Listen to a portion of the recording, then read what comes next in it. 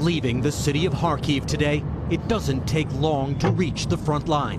Russian troops destroyed these cars while trying to invade the city.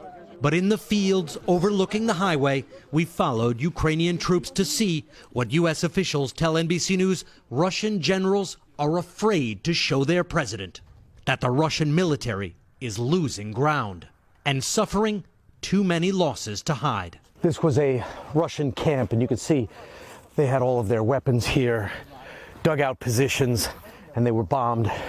There's still some bodies in this area, and they left a lot of their equipment behind after what appears to have been a devastating attack on their position.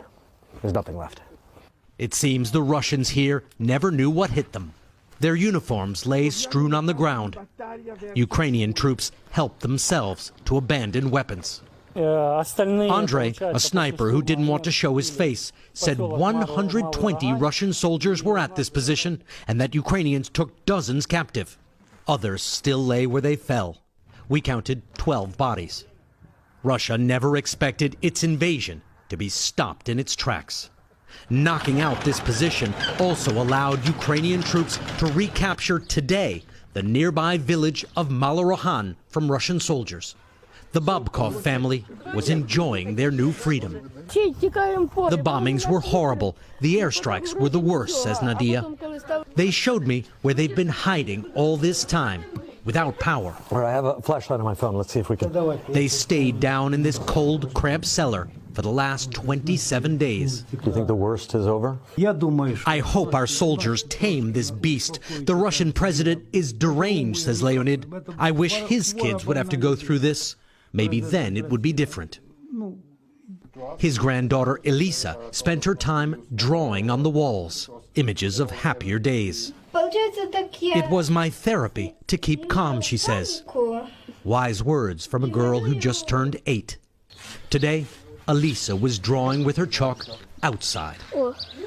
Down the road, 88-year-old Praskovia was sitting by herself, disoriented and frightened. I'm so afraid. My whole body is shaking. At night, I cover myself in a blanket and I shake, she says.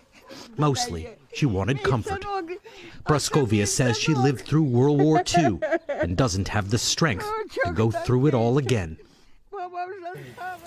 Richard, it absolutely rips your heart out. No one should have to go through what those folks are going through. Let me ask you this. Those Ukrainian soldiers you spent time with, do they think they now have the momentum against Russia? I think you can hear it right now. Those are outgoing rounds. Ukrainians here feel that they have an advantage. They want to push their momentum, and they're not concerned about peace talks. They don't believe what Russia says about reducing its attacks, and they want to keep going and liberate all this country.